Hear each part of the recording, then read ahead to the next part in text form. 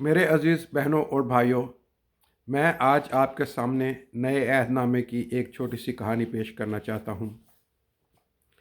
یہ کہانی اس وقت کی ہے جب رومی سپاہی اور قیافہ کے نوکر یسوع کو پکڑنے کے لیے گیتسمنی باغ میں آئے تو پطرس نے ایک نوکر جس کا نام ملخص تھا اس کا کان اپنی تلوار سے کاٹ دیا، اور یسوع نے اس کا کان دوبارہ اپنی جگہ پہ لگایا اور اسے شفا دی۔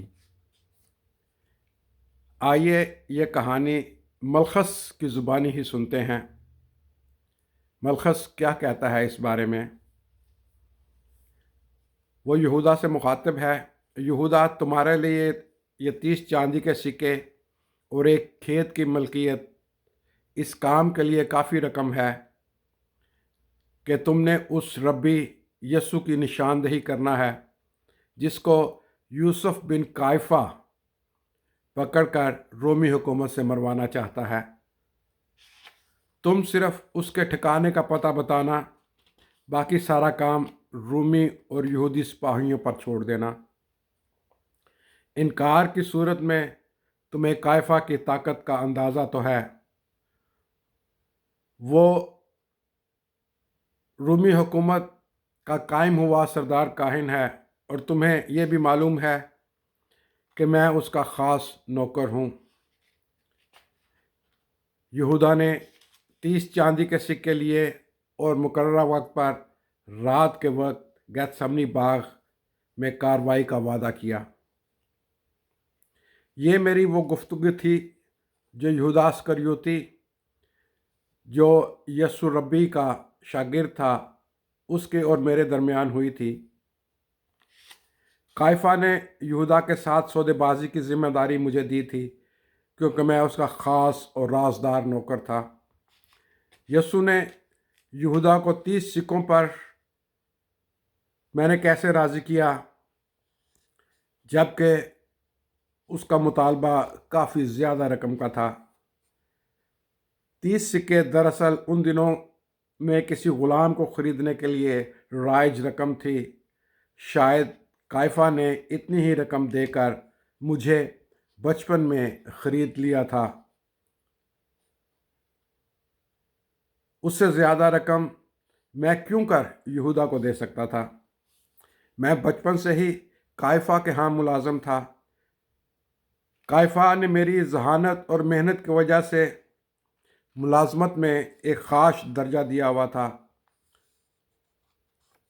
قیافہ نے مجھے بارہا کہا: مخلص، تو میرا خاص آدمی ہے، تو مجھے لمحے بلمحے کی خبر دیتا رہنا کہ لوگ میرے بارے میں کیا کہتے ہیں، اور خاص طور پر ہیکل میں کاروبار کرنے والوں پر نظر رکھنا۔ لوگ ہیکل میں کتنی رقم ڈالتے ہیں۔ میرا کام یہودی سرداروں اور رومی حکمرانوں کی جاسوسی کرنا تھا۔ میرا داہنا کان ہر اس بات کو سنتا جو قیافہ کے خلاف کہی جاتی تھی، اور میں اس کی روز بروز قیافہ کو خبر دیتا تھا۔ قیافہ بڑے فخر سے لوگوں کو بتاتا کہ ملخص شیر ہے، میرا داہنا کان ہے۔ اس وجہ سے شہر کے لوگ میری بہت عزت کرتے تھے۔ میری باتوں کو سنتے، اور خصوصیت کی وجہ یہ تھی کہ میں قیافہ کا ایماندار اور قابل اعتبار نوکر تھا، اور اسی وجہ سے قیافہ روز بروز مضبوط ہوتا گیا۔ میں دل ہی دل میں جاسوسی کے اس کام سے بیزار ہوتا گیا اور چاہتا تھا کہ اس شہر سے دور چلا جاؤں، مگر وہ رقم قیافہ کو کیسے لوٹا سکوں جسے دے کر اس نے میرے ماں باپ سے خریدا تھا۔ ربی یسوع جب گھوڑے پر سوار ہو کر شہر میں داخل ہوا تو قیافہ نے مجھے بلا کر انتہائی رازداری سے ایک اہم کام سونپا کہ میں یسوع کی خبر رکھوں، جہاں جہاں وہ جاتا ہے اسے دیکھوں، جو وہ باتیں کرتا ہے اس کی آ کے قیافہ کو خبر دوں، اور مجھے ये लालच भी दिया गया कि अगर यीशु इस वक्त हमारे काबू में आ जाता है तो हम उसे सलीब दे देंगे और यीशु सलीब पर मर जाए तो वो मुझे हमेशा हमेशा के लिए आज़ाद कर देगा। मैंने यीशु का वो पैगाम जो उसने हैकल सुलेमानी के बरामदे में दिया उसे गौर से सुना। उसने कहा, आए बहुत से दबे हुए लोगों मेरे पास आओ, कोई खुदा के पास मेरे बगैर नहीं जा सकता। ये यीशु की बातें थी जो वो हैकल में करता रहा। मैं उस वक्त उसके इर्द गिर्द और हजूम की बातें गौर से सुनता रहा और हर बात कायफा को लफ्ज़ ब लफ्ज़ बता देता था। और जब तमाम सरदारों ने यीशु को पकड़ने का मंसूबा बनाया तो मुझे यीशु के शागिर्दों से सारे सौदेबाजी का काम भी सौंपा गया।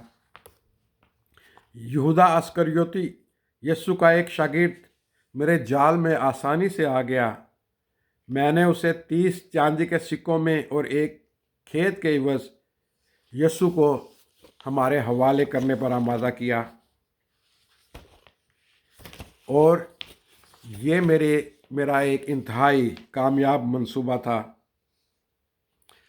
जिसकी वजह से मैं कायफा के और नज़दीक हो गया और मेरी और पजीराई होने लगी। ग़ुलामी की आज़ादी के लिए मैं कुछ भी करने के लिए तैयार था। आखिर मेरा दाहिना कान कायफा का था।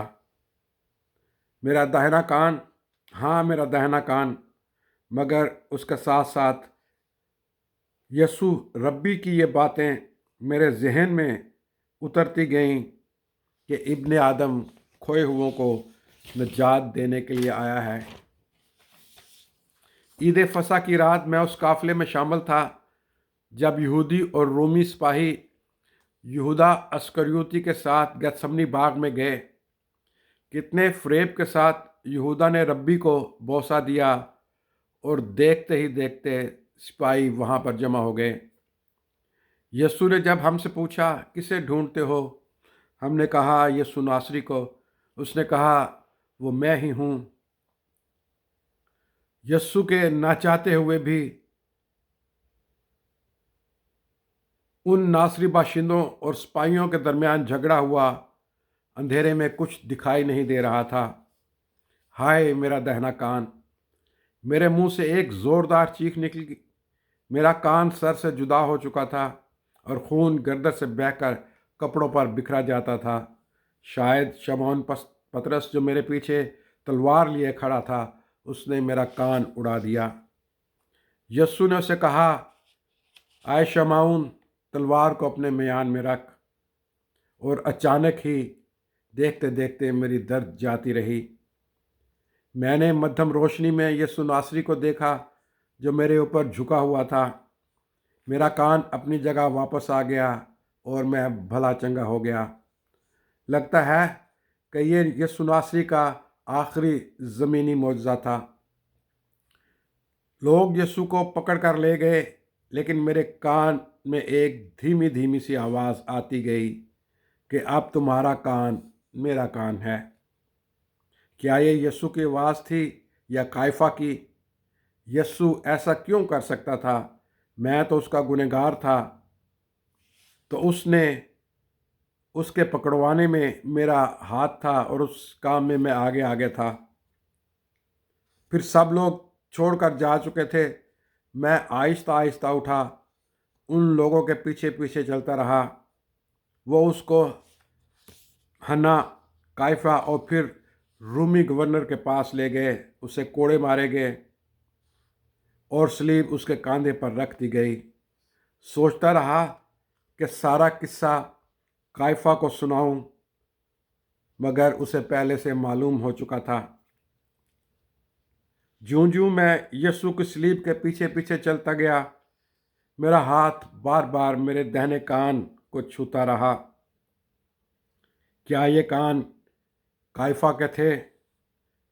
या रब, यीशु के या अब यीशु के आखिरकार इस जगह जाकर मैं यीशु की सलीब के पीछे रुक गया। आखिर वो यीशु को क्यों मारना चाहते थे? क्या इसलिए कि उसने बीमारों को चंगा किया, या इसलिए कि वो अपने आप को यहूदियों का बादशाह कहता था, या इसलिए कि अपने आप को वो खुदा का बेटा कहता था? उसके सारे अल्फाज जो उसने सलीब पर कहे थे मैंने सुने, और ख़ास बात जो उसने बाप से कहा, आए बाप, इनको मुआफ़ कर, क्योंकि ये नहीं जानते ये क्या करते हैं। ये मुआफ़ी उसने मेरे लिए मांगी थी। काइफा की ग़ुलामी में मैंने कितने गुनाह किए, कितने बेकसूर लोगों को पकड़वाया, उसके लिए जासूसी करता रहा, मगर उसने अपने वादे के मुताबिक मुझे ग़ुलामी से आज़ाद नहीं किया था। लेकिन आज यीशु ने मेरे सारे गुनाह मुआफ़ कर दिए और मुझे गुनाहों से आज़ादी मिल गई। आज मेरा दाहिना कान काइफा का नहीं, लेकिन मेरा दाहिना कान यीशु का है। शुक्रिया।